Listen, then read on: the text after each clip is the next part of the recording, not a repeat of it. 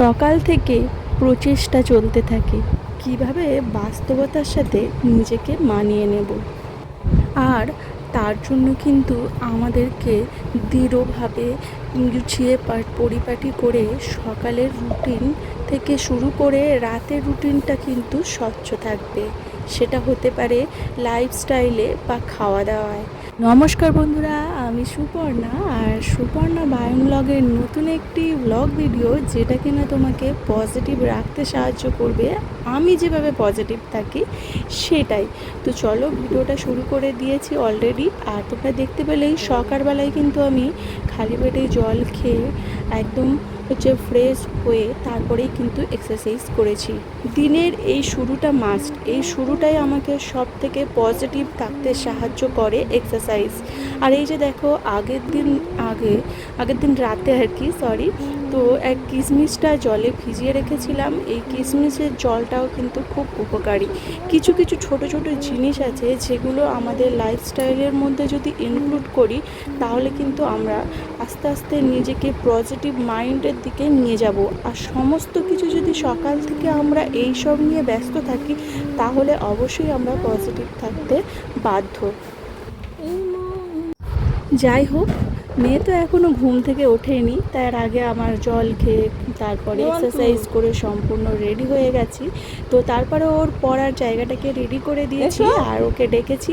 দেখো, সকালবেলায় ওকেও আমি খালি পেটে জল খাওয়ানোর অভ্যাসটা করি, প্রতিটা ভিডিওতেও তোমরা দেখবে। তারপরে ওকে ব্রাশ দিয়ে আমিও নিজে ব্রাশটা করেছি। তো যাই হোক, দিনের শুরু যেমনই হোক না কেন, তোমাকে পজিটিভ থাকতে হবে। তোমাকে পজিটিভ থেকে নিজেকে অনেকটা চেঞ্জ করার মতো দায়িত্ব সম্পূর্ণ কিন্তু তোমাকেই নিতে হবে। আমি আমার দিনগুলোকে যেভাবে ছোটোভাবে ইনক্লুড করে, ছোট ছোট টিপস ইনক্লুড করে বলতে পারো, বা পজিটিভ দিকগুলো কী হতে পারে সেগুলো বাছাই করে কিন্তু আমি আমার লাইফস্টাইলের মধ্যে ইনক্লুড করেছি। আশা করছি সকাল থেকে যেগুলো প্রতিনিয়ত ব্লগগুলো দেখো তোমরা, সেগুলোতে দেখলেই বুঝতে পারবে।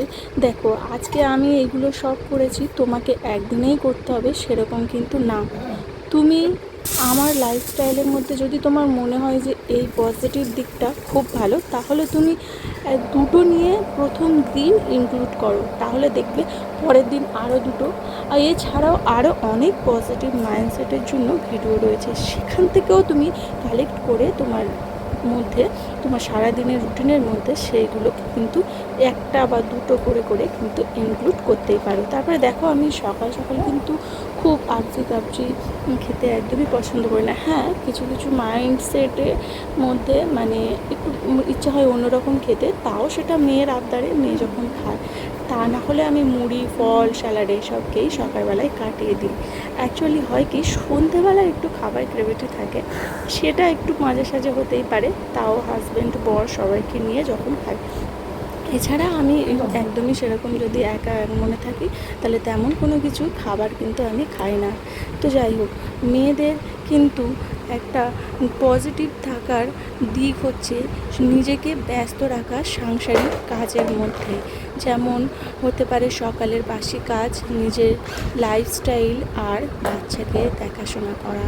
সব থেকে একজন হাউসওয়াইফ এবং মা হিসেবে যদি বলতে পারো, সংসার আর বাচ্চাকে নিয়ে থাকার মধ্যে পজিটিভ আর কিছু নেই। আর এই যে আজকের আমার একটু মন খারাপ হয়ে যাচ্ছে, ওর ঠাম্মির সাথে ও যাচ্ছে কিন্তু পিসির বাড়ি, কিন্তু আমি বলেছি বিকেলবেলায় চলে আসবে। ওরও একটু মাইন্ডটাকে একটু চেঞ্জ করার দরকার। আমি মানিয়ে নিয়েছি ঘরের মধ্যে। আমি আস্তে আস্তে আমার মধ্যে অনেক কালো এসেছে, সেগুলোকে সাদাও আস্তে আস্তে করেছি। ওরা তো এখন সাদা কাগজের মতো, ওদের মধ্যে এখন কালো প্রভাব কিন্তু আমরাও ফেলতে পারি, আবার ভালো প্রভাবও আমরা ফেলতে পারি। তো যাই হোক, ওকে বলেছি বিকেলবেলায় চলে আসতে। তো ওকে পড়িয়ে, খাইয়ে দাইয়ে, স্নান করে পর্যন্ত ওকে পাঠালাম। এই কটা আমার যদি থাকে, মনে হয় যে হ্যাঁ, আমার মেয়েটা এখন ওখানে গিয়ে শুধু একটু দুপুরে কাটিয়ে চলে আসবে। তো 11টা বেজে গেছে। এরপরে আমি আমার বিছানাটা এখন গুছালাম একটাই কারণে, আমরা ওই পাশের ঘরে গিয়ে ওকে পড়াই, তো সেই জন্য 11টা বেজে গেলেও আমি এসে একটু দেরিতেই হচ্ছে কি ঘরটা পরিষ্কার করলাম, কেননা ও যাবে বলে আমি ওর পিছনে একটু রেডি করে দিচ্ছিলাম, তো সেই জন্য। নইলে আমার ওর পড়াতে পড়াতে এসে ঘরটা গুছিয়ে নিই। তারপরেই দেখো রান্না বসানোর জন্য কিন্তু চাল ধুতে শুরু করে দিয়েছি। আর এইদিকে আজকে কিন্তু গ্যাসেই রান্না করব। গরম এতই পড়েছে যে চেষ্টা করি আমি গ্যাসে রান্না করতে।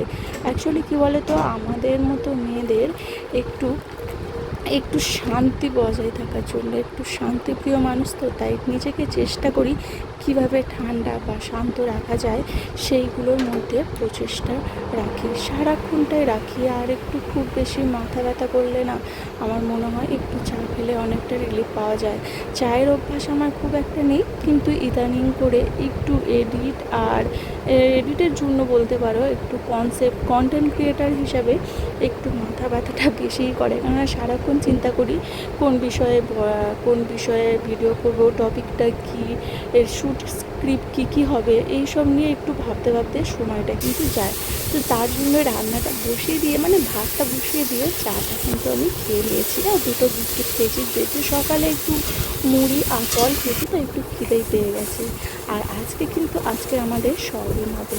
আজকে যদিও নিরামিষের দিন নয়, কিন্তু আজকে সয়াবিন করছি, কেননা বাজারে যাওয়া হয়নি, হাজব্যান্ডও ডিউটিতে, উনি আসছে সেই দুপুর, তাই ভাবলাম আজকে সয়াবিন করি। সয়াবিন কিন্তু আমার খুবই ভালো লাগে, তাও যদি সেটা নিরামিষ না আমিষ সয়াবিন। তো আমরা জেনারেলি কিন্তু নিরামিষ সয়াবিন খাই, তো আজকের একটু আমিষ সয়াবিন করেই খাবো। তো তার জন্য কিন্তু বেশ ভালো কষিয়ে রান্না করতে হবে, ইনফ্যাক্ট সয়াবিন কষা।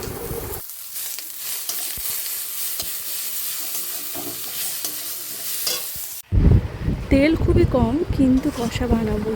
একটু মশলাটাকে অল্প তেলেই কিন্তু কষিয়ে নিয়েছিলাম। তারপরে আলু আর সয়াবিন তো ভেজেই রেখেছিলাম, সেই ভাজা আলু আর সয়াবিন দিয়ে এবারে একটু সামান্য জল ছড়া দিয়ে ঢাকা দিয়ে এটা কিন্তু কষবো। আর সত্যি বিশ্বাস করো, এটা খেতে কিন্তু খুবই ভালো লাগে। আর তারপরেই দেখো আমার দিদি কিছু আমসত্ত্ব পাঠিয়েছে, তো সেটা এখন রোদে দিচ্ছি। রোদে দিই করে রোদে দেওয়া হলো না, সেই জন্য এখন দিয়ে দিলাম। আর আমার এই নিরামিষ রান্না।